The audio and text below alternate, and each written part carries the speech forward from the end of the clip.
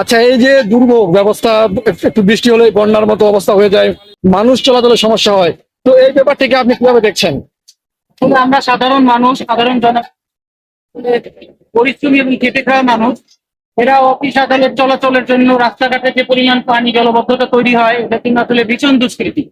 এবং বলবো যে অবশ্যই অবশ্যই সিটি কর্পোরেশন থেকে এই যে ছোটখাটো যে নালাগুলো, এগুলো যদি ড্রেন গুলো পরিষ্কার পরিচ্ছন্ন থাকে, তাহলে আমার মনে হয় না যে এই দোকান পরিষ্কার হয়। সেক্ষেত্রে আমি বলবো যে অবশ্যই প্রশাসনের এই সাইডটাতে নজর দেওয়া উচিত, সাধারণ মানুষের চলাচল জায়গাটা যাতে পরিষ্কার পরিচ্ছন্ন হয়। আর অবশ্যই অবশ্যই ডোবা নালা এই জায়গাগুলো যেন পরিষ্কার থাকে, পরিষ্কার থাকলে সেক্ষেত্রে দেখা যাচ্ছে যে এই পানিগুলো আর দাঁড়াবে না। এই পানিগুলো হওয়ার কারণে সাধারণ মানুষের জন্য প্রচুর ভোগান্তি।